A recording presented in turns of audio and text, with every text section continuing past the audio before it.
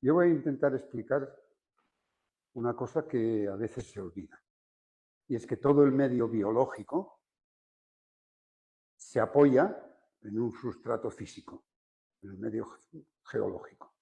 No solo en los elementos geológicos, tanto litológicos como estructurales, sino también depende del clima, agua y temperatura, fundamentalmente, ¿no?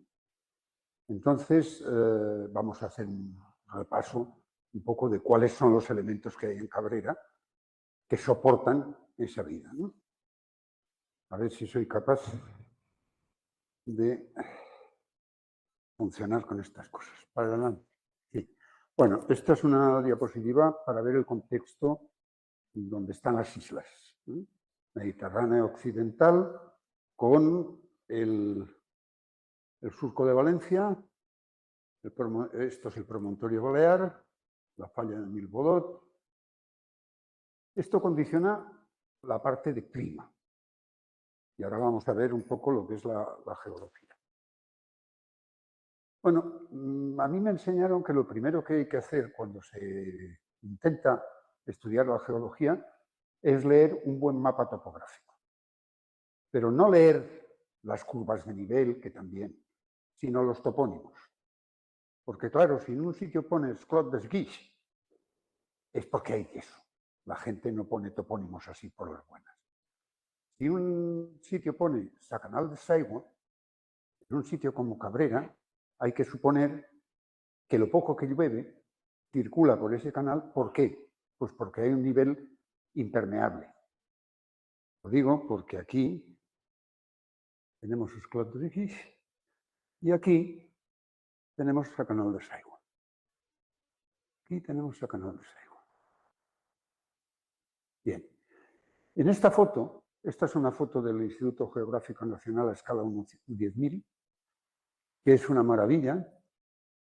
Ya se ven algunas cosas. Todo esto está muy pelado, esto también.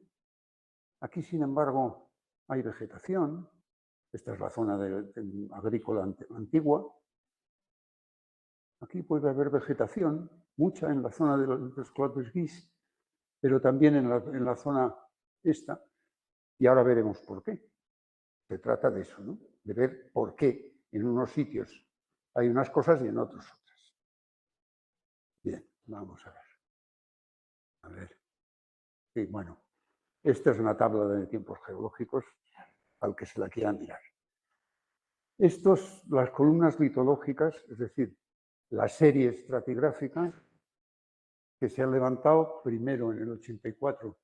Uy, ya la he liado. No quería hacer esto. 84, aquí. Aquí os dais cuenta que falta... Vaya, hombre, yo quiero el puntero. Aquí falta una cosa y aquí se ha añadido. Y es que entre esta y esta se descubrieron los niveles miocenos por parte de Fornós y Rodríguez Perea. Bien, ¿qué materiales tenemos de arriba abajo? Pues unas calcáreas paleógenas, unas margas,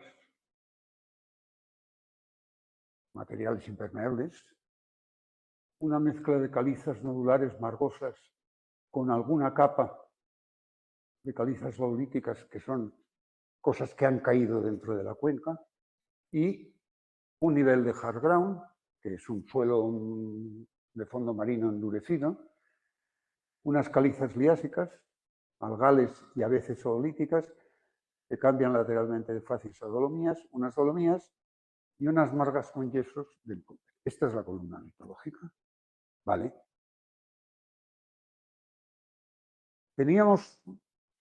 Hay tres mapas anteriores, pero los básicos, los mapas buenos, son el de Sabat del 84 y el de Luis Morales, por encargo de la Junta de Aguas, del 93.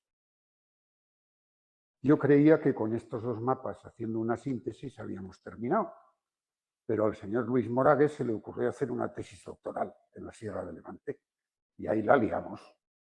Porque claro, descubrió que hay un tema que no se había tenido mucho en cuenta, que son las fallas normales de bajo ángulo, de distensión miocena, Y eso afecta un poco la estructura y tenemos algunas cosas que revisar. Bien, vamos ya con los materiales, pero esta vez empezamos por abajo, es decir, por el Kuiper, el Triásico. Margas con yesos, los clotes guix. No son paquetes de yesos, son yesos en las grietas y esto de las margas. Veremos alguna más. Por ejemplo, ¿veis? Estos son yesos. Y aquí estamos ya en la zona del cabalgamiento de la zona de Bella Miranda, con unas carniolas, margas con algún yeso, etc. O sea, una porquería. Y esto son otro afloramiento de yesos con margas en la pista. Bueno, para que os deis una idea de la pinta que tiene esto del Kuiper, que como veis no es precisamente muy atractivo. Estos son facies típicas de las calizas del Lias o del Jurásico inferior, que diría Luis, que es muy puntilloso con estas cosas. Son calizas masivas, a veces más o menos tableadas, que desarrollan normalmente a techo niveles karstificados importantes. El karst condiciona también un poco la vida, ¿no? ¿Por qué? Pues porque estas calizas son muy permeables, el agua no se retiene, por lo tanto no hay mucha alimentación para las plantas. Sobre estas calizas no se suelen desarrollar bosques importantes. Este es otro ejemplo. Esto es camino al Camp Ventós. Aquí lo que es curioso ver las calizas con fallas, pero encima hay otros materiales que son más blandos que veremos ahora. Y esto es la joya de Cabrera, el hard ground de Cabrera, suelo endurecido. Esto de color oscuro marrón es el hard ground. Por aquí se va a la cueva de Esburrí. Veréis que aquí, esto es una anécdota, nosotros cuando descubrimos esto le llamamos el hard ground del dedo picado, porque Luis Pomar intentó arrancar unos crinoides con el martillo y se cepilló la yema del dedo y se la tuve que vendar con papel de fumar. Y entonces lo bautizamos como el hard ground del dedo picado. Esto, aunque lo parezca, no son especies endémicas de Cabrera. Son 4 geólogos locos que estaban emocionados. Y este es el contacto entre el hard ground y las calizas nodulosas llenas de ammonites que están encima. Esto es un detalle del hard ground con una sección de unos ammonites. Venga, pasa. Y esto es también el mismo hard ground, lo que pasa es que aquí se ven muy bien los rostros de belemnites. Y en la otra me parece, y aquí esto que se ve, estas cosas pequeñitas blancas, son artejos de crinoides.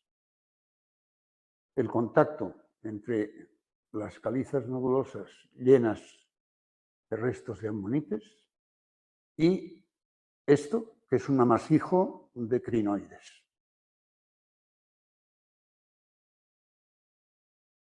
Contacto entre el hard ground y las calizas nodulosas. Esto pertenece no al hard ground de Esburrí, sino al hard ground del Cabo Morobutí. Un detalle de belemnites. El rostro, el cono donde se une el fragmocono. Los belemnites tienen prácticamente solo fosiliza el rostro y a veces fragmentos. Aquí se ve mejor un poco del fragmocono con sus niveles de cámaras. Todo este rollo de los fósiles es para explicar cómo sabemos qué columna tenemos y qué edades son. Es decir, este es un ejemplo en la costa sur de calizas liásicas. Aquí se ve muy mal, está muy estropeado el hard brown, y estas son las calizas nodulosas plegadas. Y esto de encima son estos niveles de calizas oolíticas que quedan en medio de estas masas nodulares. Esto también se calcifica, esto también, esto no. Calizas nodulares, aparte de las que habéis visto encima del hard brown, las tenéis en el puerto de Cabrera con afloramientos muy chulos. Este que es subiendo hacia el castillo. Estas tienen ammonites también. Este es un ejemplo con un ammonites por aquí. Ahí se ve el castillo al fondo. Encima de estas calizas nodulares con muchos ammonites aparecen esas calizas nodulares, pero con niveles de sílex. Son estos niveles. A ver. O con nódulos de sílex dentro de esas masas nodulares. Y encima de esto es en la costa yendo hacia Solla. Unos niveles de margas, que sería el techo de esta secuencia, muy impermeables.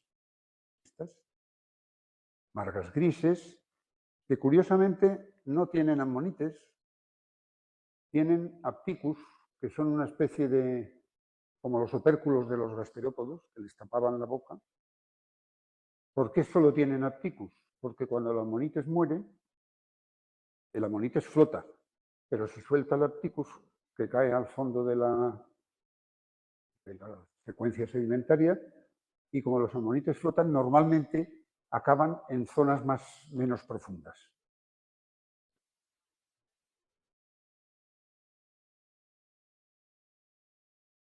Este es otro detalle. Y ahora, cuando en un sitio pone coil roche, no es por casualidad, es porque las rocas son de tipo rojizo, y esta es la secuencia del coil roche, donde vemos calizas de picamoscas, un poco de margas y la secuencia del Eoceno de coil roche. Aquí se ve mejor quizá la secuencia, capas bien estratificadas. Una falla se pone en contacto con unas calizas liásicas y también se ve. Yo ya no puedo bajar ahí, pero hay trabajos que se han hecho. Esto es en el puerto de Cabrera. Hay unas calizas eocenas preciosas con muchos fósiles, pero no conviene empezar a picar con un martillo y llevarse trozos. Mejor verlos en... Y esto son los niveles miocenos que descubrieron Fornosi y Rodríguez Perea. Esto está al norte de Cabrera, cerca del Cap Ventós. Esta es la continuación. Y esto está en Conejera, sobre un pelágico de calizas nodulares, unas secuencias del Mioceno, también de Fornós y Rodríguez Perea. Y estos son los materiales cuaternarios, con sus caracolitos, arenosos, limosos. Un detalle. Brechas ya de cuaternario muy reciente, sobre un cuaternario más antiguo. Aquí, esto es en el fondo del puerto de Cabrera. Y estos son depósitos lunares en Solla, no, perdón, en Solla no, Cala Gandulf, la otra, Cala Santa María. En el fondo de Cala Santa María, unos depósitos lunares con restos de rizocreciones. Aquí hay una zona de marés donde se estuvo explotando ese marés durante el tiempo. Bueno, Y estos son algunos ejemplos de los fósiles que se han utilizado para clasificar esta historia. Estos, creo recordar, que se devolvieron al parque, pero no puedo garantizar. Porque ya digo que este es el emblema, que no sé cuánto durará. Por la escala se ve el tamaño de las ammonites. Hay que decir que los ammonites, algunos, los que figuran como récord, tienen 2 metros de diámetro, alguno. Pero esos están en los museos o vendiéndose en las páginas web, que también. Bien, y estos son ejemplos de crinoides del hard ground que hemos visto antes, pero que se ven, pues, por un lado, los artejos y por otro lado, restos de lo que sería el cáliz del crinoide. Más de lo mismo. Aquí se ve relativamente bien un cáliz, un resto de un cáliz de crinoide. Los crinoides, bueno, lo sabréis mejor que yo, son equinodermos que están enraizados, tienen un tallo y un cáliz. Rara vez, existen ejemplares, pero rara vez se conserva el crinoide entero. Lo normal es que te encuentres los artejos del crinoide, trozos. ¿Ves? Este es un ejemplo muy bonito de un trozo con varios artejos y por aquí se ve alguna sección y estas secciones son las que sirven para clasificar las especies, igual que el rostro de los belemnites. Haceros una idea. El rostro de un belemnites, vosotros conocéis la concha de la sepia, ¿no? Bien. Pues la puntita de la concha de la sepia es el rostro del belemnites, para que os hagáis una idea de los tamaños. Entonces, clasificar las especies en base a un trocito del animal es echarle mucha moral. Pero bueno, los geólogos somos así. Y esto ya son los fósiles del Eoceno, los nummulites. Bueno, probablemente asilinas también. Esto está delante de los pabellones militares. Antes de subir la escalera hay una losa que, si se moja, se ven secciones magníficas.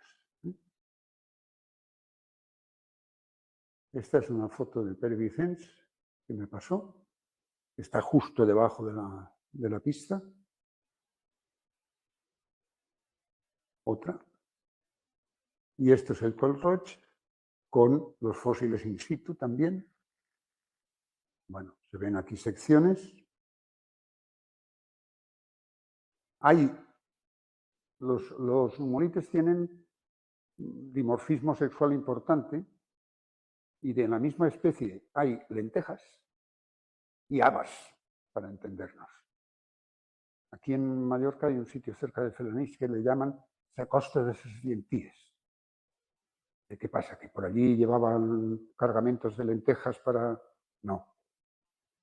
Te vas por el camino y en vez de grava te encuentras lentejas, que son nummulites. Y por eso le pusieron hasta Costa de sus Dienties. En Aragón, a las zonas con muchos nummulites, allí les llaman a los nummulites grandes, les llaman dinerets. También hay una tradición de que eso eran las monedas del antiguo Egipto. Bueno, el problema es que conocemos un poco la secuencia estratigráfica, pero evidentemente, por suerte, las capas no están así, dispuestas, porque si no solo veríamos cuaternarios, solo veríamos... Ha habido movimientos tectónicos y ha habido erosión.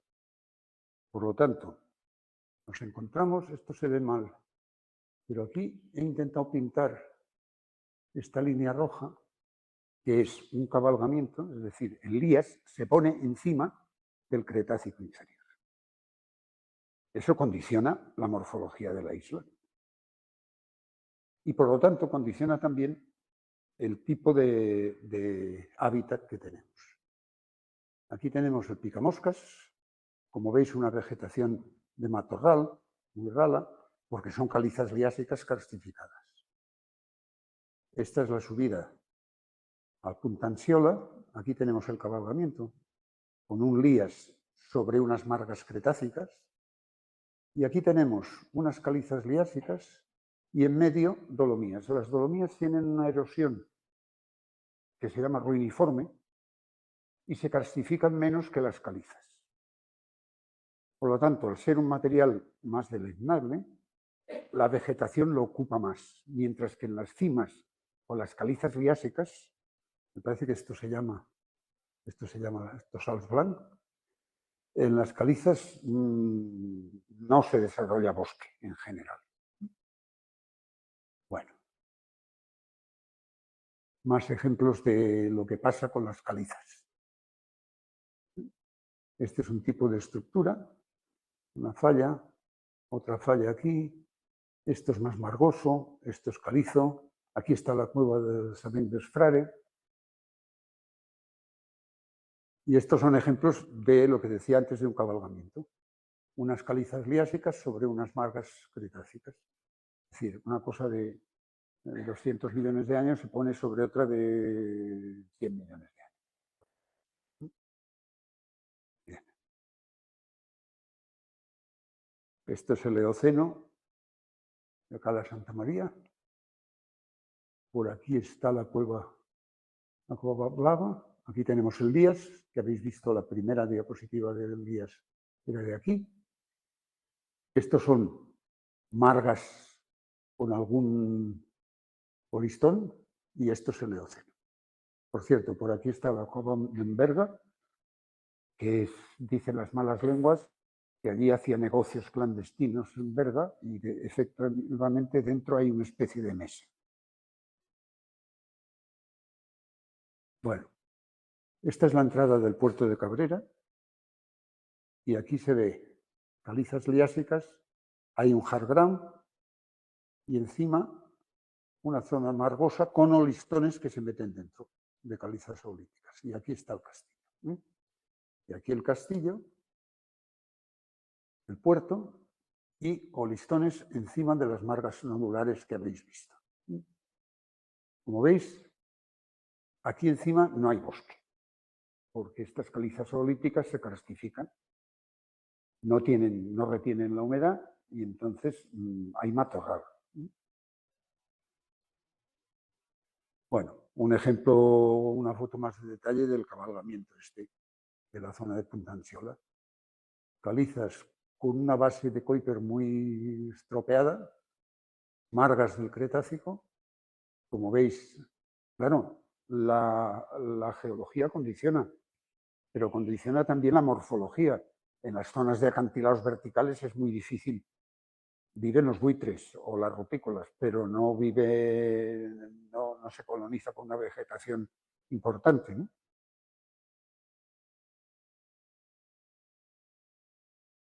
Otra foto desde la subida al faro de Puntanciola. Y esta la he puesto porque se ve esta base, de la base del cabalgamiento, son dolomías y aquí son calizas liásicas. La vegetación que se forma en las zonas dolomíticas es mayor que la que se forma en las zonas liásicas, en general. Esta es la salida de ese canal de Saigo. Sobre unas margas cretácicas impermeables, y estos son calizas liásicas cabalgando sobre las margas.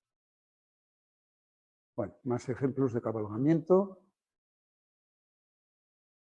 Estos eran los mapas que teníamos. Gómez Llueca, que fue el primero que hizo un mapa serio, en el año 29, campaña nuestra del 75-76. En esa época no estaban las pistas, que las hicieron los militares, coincidimos con ellos en el año 76, con el destacamento que iba a replantear las pistas que iban a hacer porque pensaban instalar baterías de costa. Al final no instalaron las baterías, pero nos dejaron unas pistas para poder circular. El IME no lo comento porque no han pisado la zona ni por casualidad. Este es el mapa de Sabat en el 84 y este el de Luis Morales, que son los primeros que he puesto. Las fotos son de esta gente. Y me parece que ya... Ah, sí.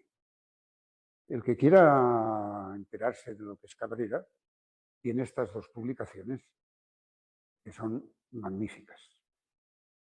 Esta es más antigua y es, digamos, la que desarrolla más la geología.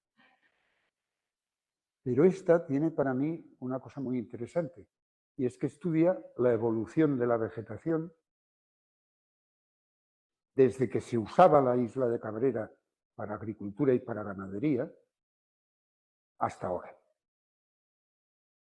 Y zonas por las que se podían transitar, más o menos, porque siempre había un senderito que hacían las ovejas y podías pasar. Ahora son intransitables, salvo que la jefa del parque me deja usar un machete para abrir camino, porque si no, son intransitables. Y es muy interesante ver cómo ha evolucionado la vegetación en función de los usos también, porque hemos dicho que la geología es el soporte, pero hoy en día en prácticamente todo el mundo la huella humana es importante. Y a mí estas dos publicaciones me parecen fundamentales para el que quiera saber algo de Cabrera. Gracias. He terminado.